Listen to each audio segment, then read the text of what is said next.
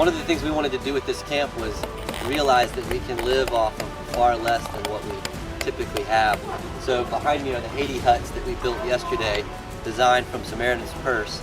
It took us most of the day to build them.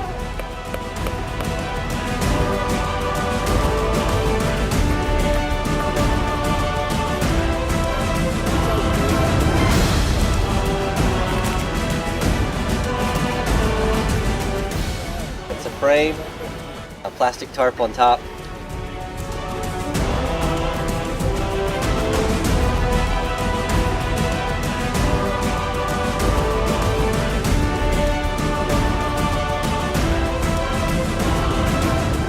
These are the permanent housing units that Samaritan's Purse has provided for the people in Haiti.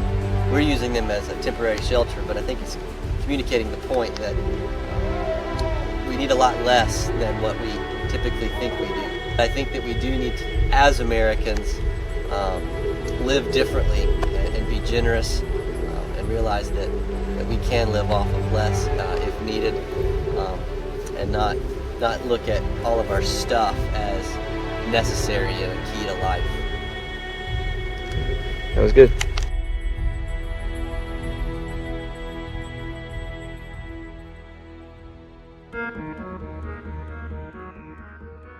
There are millions of people across the world that are living on less than $1 a day. So this morning we took what's called the $5 challenge, and everybody got a $5 bill, and they had to go into the Food Lion and buy their breakfast and their dinner with that $5. And the point of that was to just show, first of all, what you can and can't buy with that kind of money, but to also realize that people have to think about their daily food needs for a very limited amount of funds. So we went around and tried to shop off of $5, and actually they did pretty well. I spent $4.80 on the $5 challenge. I got a potato for dinner, some butter, some bananas. As I was going to the store, I kind of thought I had it in the bag, and it was a little harder than I thought it would be. I spent $4.08 in all. I got a loaf of bread, a can of soda.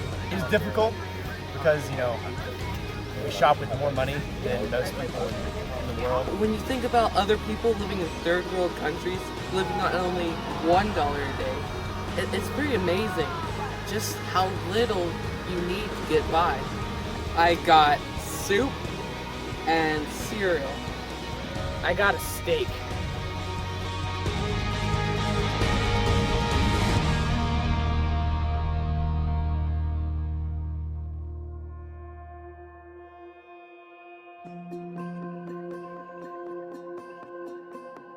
Today we went to the hospitality house.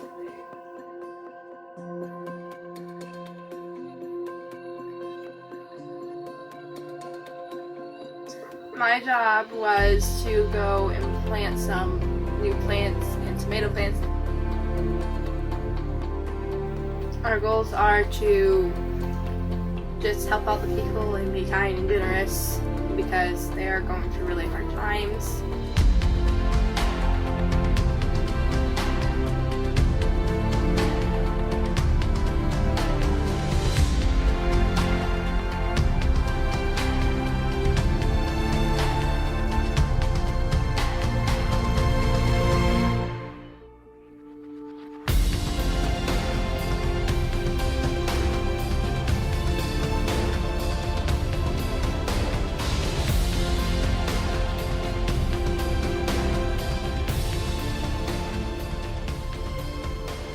We made like a taco salad dish, and I thought that was pretty good. I thought it was nice that they get a good meal like that.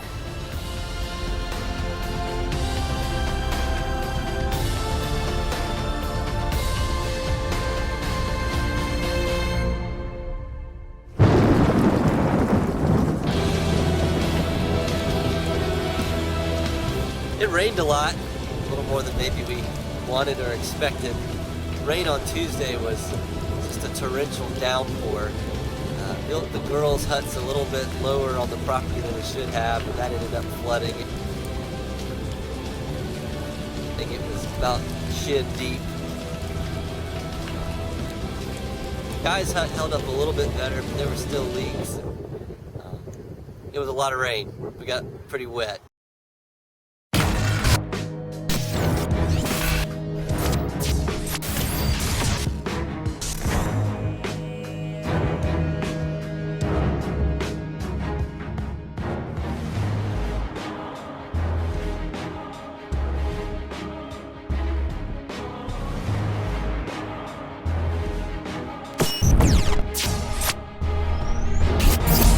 Today we're on a big piece of property that Habitat for Humanity has bought, and they're building an entire neighborhood of homes for those who can't afford them otherwise. Right now we're helping get a lot of plywood up on top of the second floor there so that they can start throwing the roof down on Saturday. We've been up in the woods carving a trail. It's going to wind through the neighborhood, and just been trying to serve around here any way we can.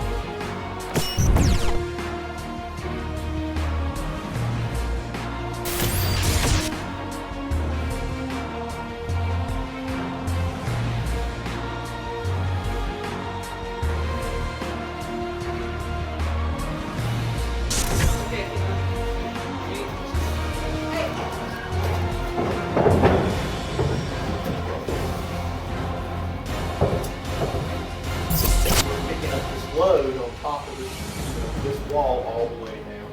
And basically from about this point, because upstairs it's broken, say there was a load, you can see that's why we've got this in here too. Today we went to the Hunger Coalition and they just received a pretty large donation of food.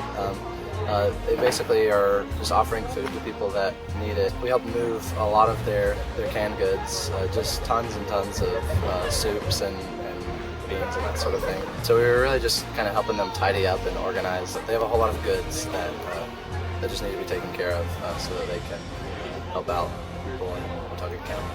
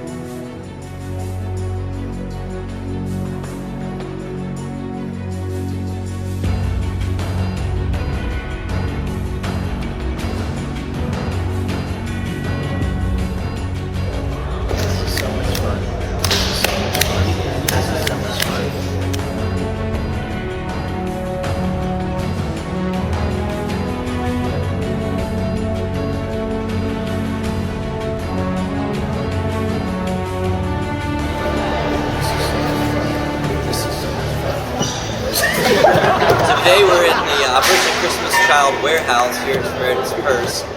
We're doing a lot of different tasks here today. Operation Christmas Child ministers to kids all over the world who are in extreme situations of poverty and war. So it seemed very appropriate for this kind of retreat to volunteer with Samaritan's Purse and help out OCC as they are helping out refugees and poor children all over the world.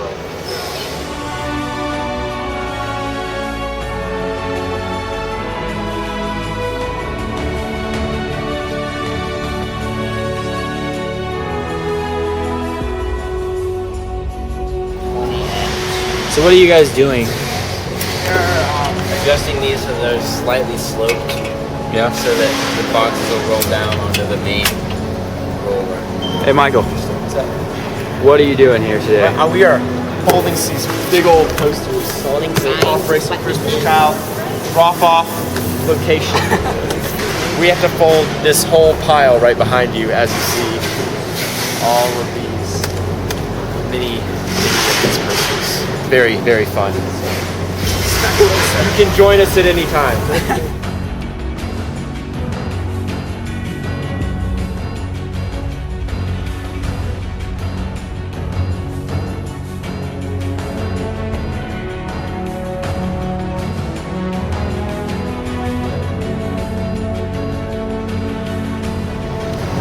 making little bags with school supplies that used to have earplugs in them.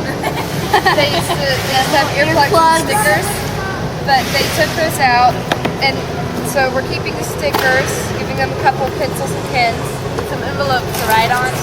They're gonna love these. We are wrapping shoeboxes. We have to wrap 20. We have 5. Nice. Got a long way to go, but it'll be good. We just got a shipment of 608 shoeboxes from, I think, a local church. And right now we're putting them in OCC boxes so that they can be processed.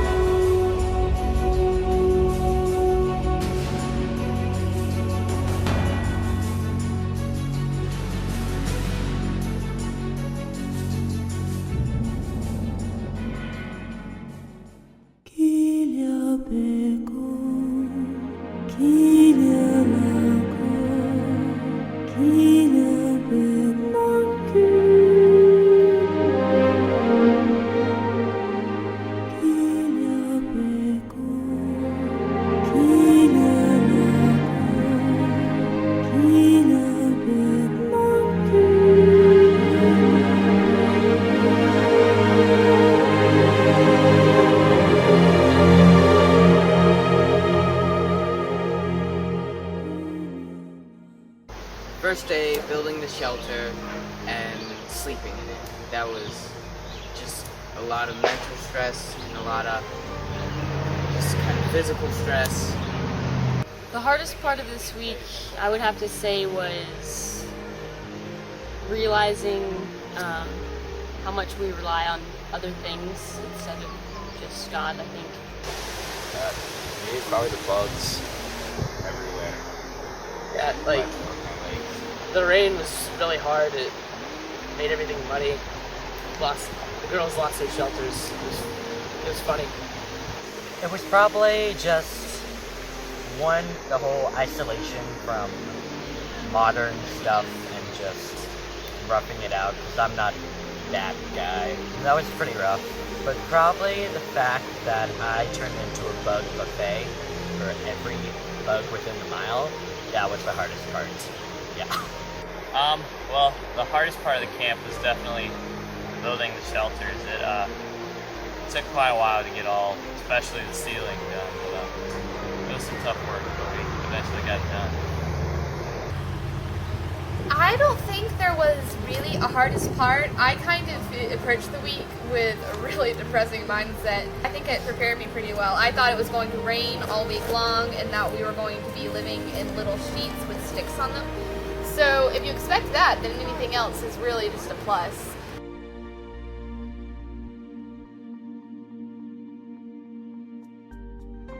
Fellowship was really fun, just being with my friends, going with the youth group.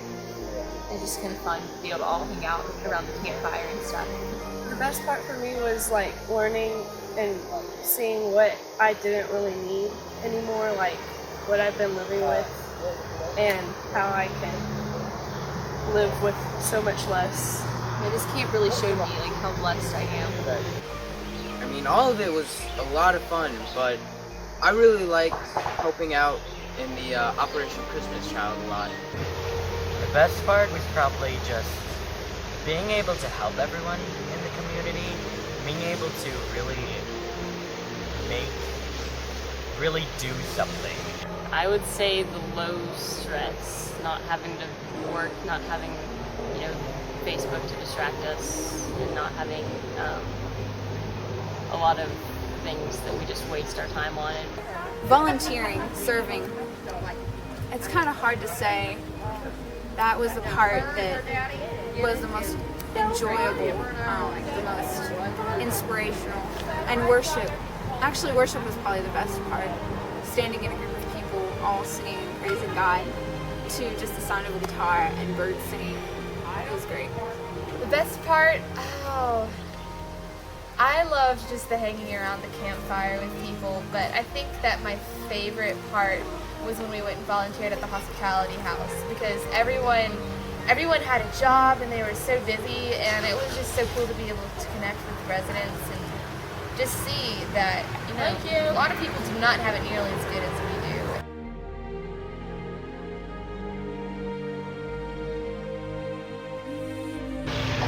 I think God taught me that I have to depend more on Him and fully trust on Him, because nothing's really in my control, and that He is the creator of everything. He controls everything in my life.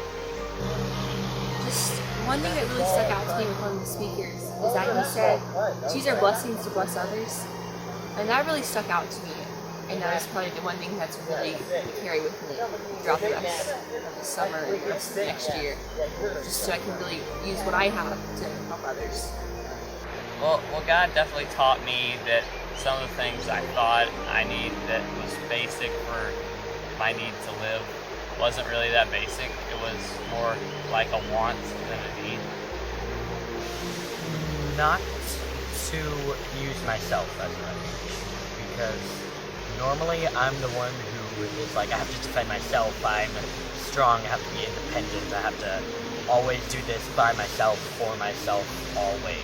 And recently it's just been like, God is my refuge, and I don't really need me. Me just gets in the way.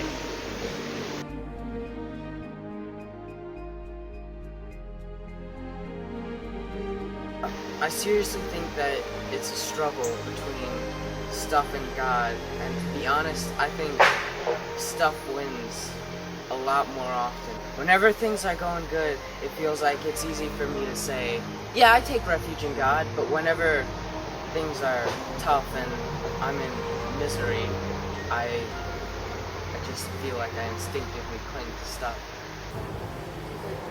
I hope I take refuge in God, and I hope I take ultimate refuge in God.